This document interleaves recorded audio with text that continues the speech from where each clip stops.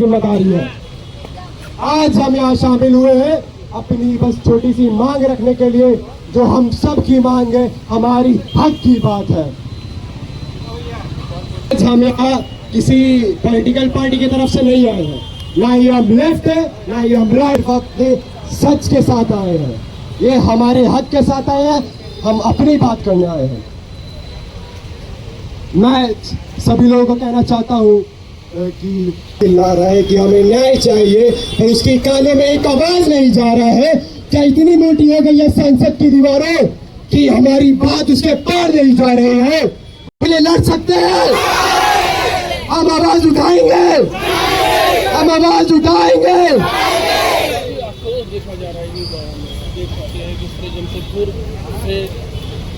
अब हमारे साथी गण आके अपनी अपनी बातें रखेंगे। जनता से एक रील को इतना ज्यादा प्यार दिया और एक रील से आप सब हमारे साथ जुटे, इसके लिए आपका बेहद दिल से धन्यवाद है आप सभी का। मातरम, भारत माता की जय। जब भी ये दो पंक्ति मेरे कानों में पड़ती है और तब मेरे मन में एक सवाल उठता है, क्या हम उस भारत के योग्य नागरिक बन पाए हैं जिसके लिए करोड़ों लाखों वीरों ने अपने जान न्यौछावर कर दिए? कहते हैं कर्मणैव अधिकारस्ते मा फलेषु कदाचन, अर्थात हमारा अधिकार केवल कर्म करने पर है, परिणाम पर नहीं। और आज हम अपने कर्म के लिए खड़े हैं, किसी से झगड़ा करने के लिए नहीं, किसी से नफरत करने के लिए नहीं, बल्कि अपना हक मांगने के लिए, अपने देश के हक मांगने के लिए, अपने देश खत्म हो जाती है। मेरे घर में मैं छुपा करके यहाँ पर आया हूँ, बोलने नहीं दिया जा रहा है कि तुम बोल के क्या करोगे। ऐसे ही अगर हर कोई सोचेगा कि बोलने से क्या होगा तो फिर तो कुछ नहीं होगा। सर्वेश्वर दयाल सक्सेना की एक कविता है, आप सुनिए कि पेड़ हो या आदमी कोई फर्क पड़ता नहीं, पेड़ हो या आदमी कोई फर्क पड़ता नहीं, लाख काटे जाए ये जंगल हमेशा शेष है। क्या गजब का देश है ये, क्या गजब का देश है। पेड़ हो या आदमी कोई फर्क पड़ता नहीं, लाख काटे जाए ये जंगल हमेशा शेष है। क्या गजब का देश है ये, क्या गजब का देश है। और प्रश्न जितने बढ़ रहे हैं, क्या मांग के लिए आज यहाँ प्रदर्शन कर रहे हैं?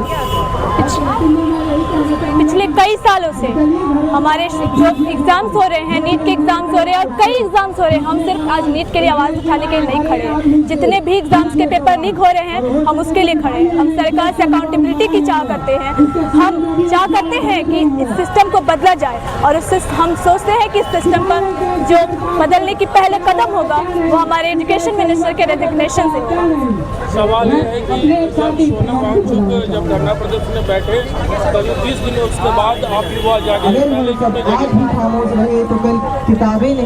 ये बात आपने बिल्कुल सही कही, हमें पहले ही जागना चाहिए था।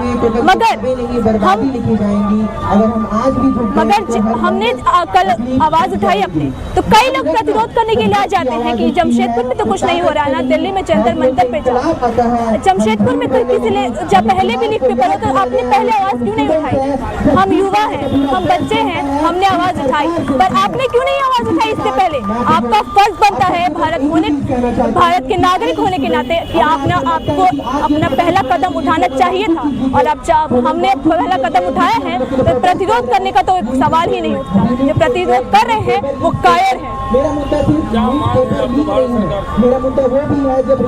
मैंने आपसे पहले भी कहा, मैं चाहती हूँ कि एजुकेशन मिनिस्टर अपना रेजिग्नेशन दे और सिस्टम में बदलाव।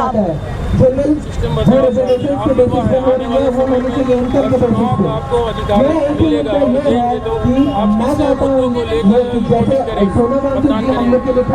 सबसे पहले मैं धार्मिक या किसी भी चीज के ये में अपने ये नहीं करूंगी। मैं चाहूंगी कि हमारी सरकार हमारे एजुकेशन पे ध्यान दे। जितने भी हम आज के वक्त में भारत में कई प्रोटेस्ट हो रहे हैं जिनके किसी को पता भी नहीं। न्यूज रिपोर्टर में तो ये कहीं नामो निशान तक नहीं है। एमपी में ट्राइबल्स लोग अपने प्रोटेस्ट पे खड़े हैं, वहाँ पे अपने जो प्रोजेक्ट बनाया गया है भारत सरकार के द्वारा रिवर लिंक करने के लिए, वो उस पर आवाज उठा रहे हैं, मगर किसी भी न्यूज रिपोर्टर किसी भी न्यूज में उनका आवाज नहीं आ रहा है। उत्तराखंड में उत्तराखंड में इतने सारे पेड़ काटे जा रहे हैं सिर्फ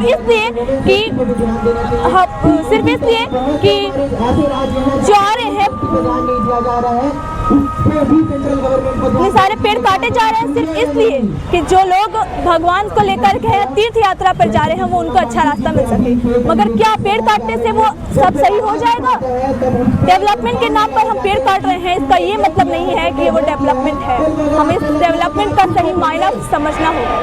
अनमोल कुमार चाहता हूँ कि जैसे सोना गांधी जी हम लोग के लिए हम खड़े हैं, वैसे हम खुद अगर खुद के लिए खड़े हो जाए तो इस इंसान को हमारे जैसे इतने बड़े इंजीनियर को भूखा नहीं रहना पड़ेगा। अगर हम खुद के लिए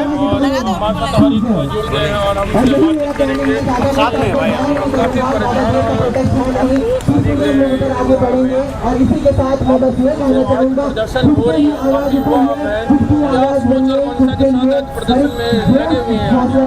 इन सब का सोच बस यही है कि सरकार को एक समझ बात आनी चाहिए कि हम सब पढ़ रहे हैं।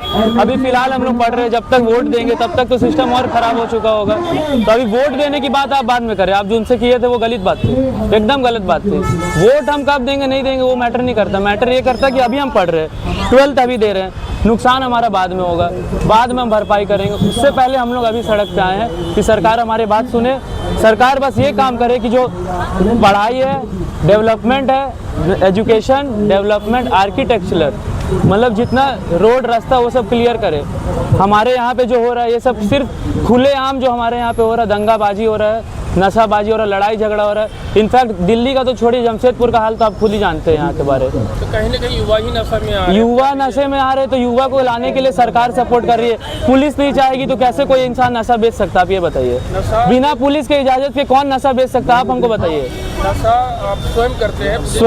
स्वयं कोई नहीं करता है, पुलिस बेचवाती है पैसा लेके। आप जानते भी, आप हंस रहे हैं, आप खुद जानते हैं, है ना।